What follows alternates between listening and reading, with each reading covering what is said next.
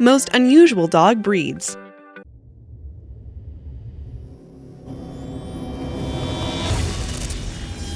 Hey everyone, welcome back to Titanic. I'm your host, Alexa. Man's best friend comes in all shapes and sizes, but some are a little more unusual than others. Before we get into it, make sure you're subscribed and ring the bell so you never miss an upload. Komondor. The shaggy coat of the Komondor makes it hard to take them too seriously, but they were ancient protectors with a military background. Behind its tightly curled dreadlocks lies the heart of a brave protector with a long history starting in the 9th century. They were tasked with guarding the nomadic Huns' flocks of sheep, goat, and cattle against the likes of bears, wolves, and of course humans. They were imported to the USA in the 1930s and were recognized by the American Kennel Club. Its imposing stature made it a great addition to the military guard installations during World War II. After the war, the hype around Komondor dogs died down, but in the late 60s, they again perked up interest in the USA, this time as a domestic pet because of their loyalty. They are still a rare dog with the total global population estimated at about 10,000. Puli. No one is sure where Puli dogs come from. They popped up in Asia 2,000 years ago, arrived in Hungary about 1,000 years ago, and even had a presence in ancient Rome. The long, tight dreadlocks and high energy are all great characteristics. The Puli is great because its dreadlocks prevent it from shedding hair all over your home. Plus, it's relatively waterproof, so it's happy to spend its days protecting sheep alongside its shaggy buddy, the Komondor. Together, they are the ultimate predator-stopping team. The Puli is the sharp and smart lookout, while the Komondor serves as the muscle of the operation. It is very active and needs a lot of attention and exercise. It's also highly intelligent, so a working job like sheep herding is a perfect vocation.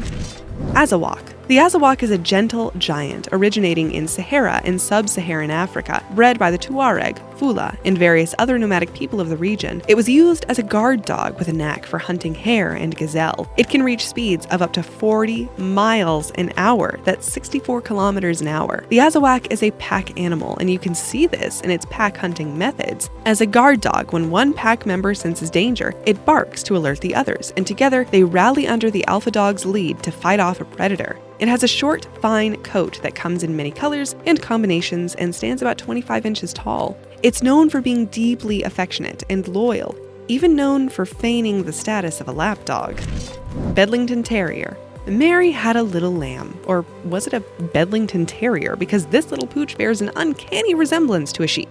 It appeared in the 1800s in Northumberland in the parish of Bedlington, and so it got its name. The breed was a favorite amongst gypsy nail makers and miners. Their great skills of hunting badgers, rats, foxes, and hares made this breed a real winner. After proving itself out on the hunt, it was welcomed into the homes of the elite, where it was approved for its perfect house manners and affectionate companionship. Its unique features are its pear-shaped skull and cotton puffs on the end of its ears that give it a sheepish resemblance. It grows to a height of about 16 inches and weighs just 17 pounds. Currently, the most popular color is blue, but it comes in white, sandy, liver, tan, and other combinations too. It really is the darling of dogs and has a playful, loyal, and friendly nature. They are good with children and strangers, so easygoing in social situations. However, perhaps from its hunting history, it is a fierce fighter that does not back down when challenged.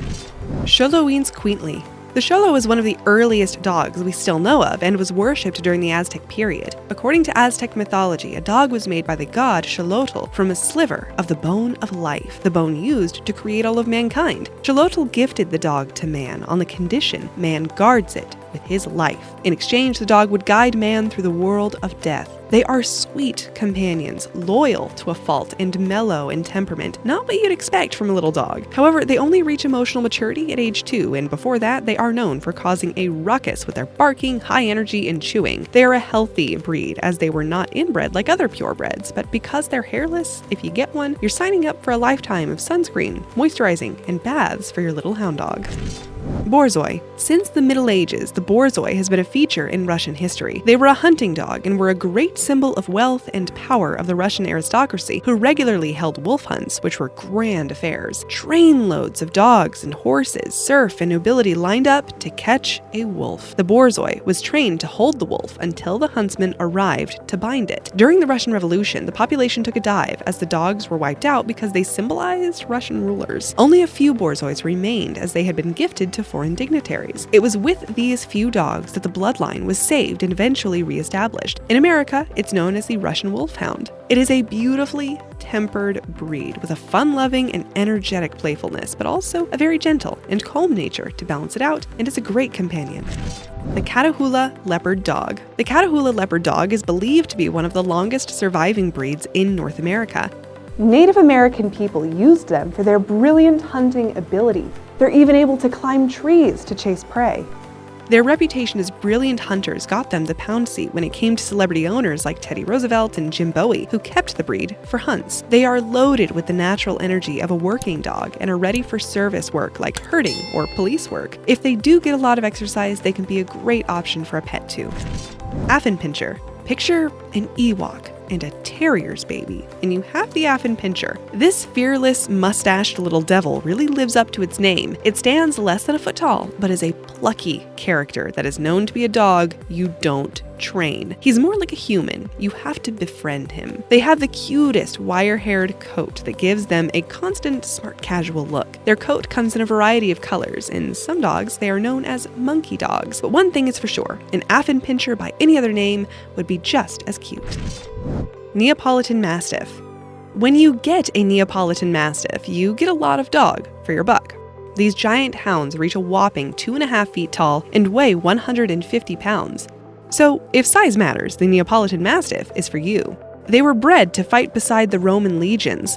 They nearly went extinct after World War II, but then an Italian painter started a kennel to begin breeding them up. He added in English Mastiffs to create a diverse bloodline, and so the Neapolitan Mastiff of today is slightly mixed to the original of Roman times.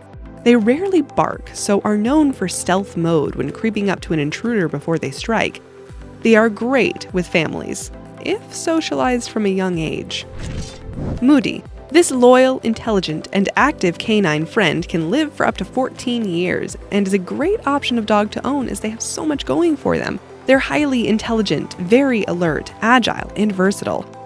They were originally bred as Hungarian farm dogs and were extremely good at rounding up even the most stubborn livestock. They are excellent protectors of family and property without being too aggressive.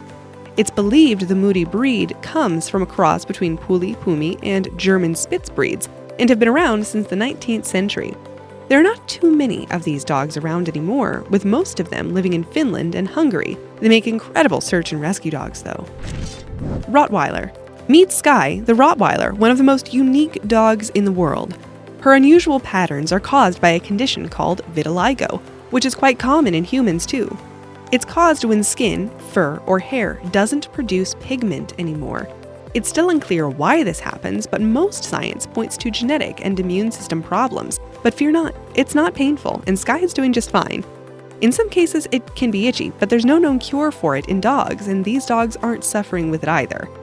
Vitiligo is also found in Old English sheepdogs, German shepherds, and dachshunds. So Skye the Rottweiler has plenty of friends in all shapes and sizes that look just like her. Did we mention your favorite dog breed in this video? If not, tell me all about it in the comments below. 1. Lowchen. If you're looking for the perfect package of cuteness, loyalty, friendliness, and did I mention cuteness? Look no further than the little Lowchen, a non-shedding companion that has been often described as the perfect breed of dog. Lowchen is a German name and translates to little lion. No guesses as to why it's called that. This small breed of dog weighs in the region of 15 pounds and adores people, but he's not one to let an intruder slip through, so you'll be well guarded by this mighty lion. Their true origin is a little hazy, as some believe the pooch hails from the Mediterranean. Some think Holland, plus Germany and France have also been suggested. His purpose was twofold. 1, to catch vermin, and 2, to live in the laps of noblemen and women, even being proper bed companions in the 1400s. These furry friends are quick learners and easy to train, and were a firm favorite with the high nobility who loved grooming their dogs almost as much as they loved grooming themselves. Royalty loved this job as it showed their higher status because, as you know, the lion is a regal figure in the animal kingdom. During the 20th century, it was hard to get your hands on a Lowchen, and they were very rare. In 1973, there were only around 70 of them left in the world. A careful breeding program was put into place, and although Lowchens are still rare, they're not going extinct anytime soon.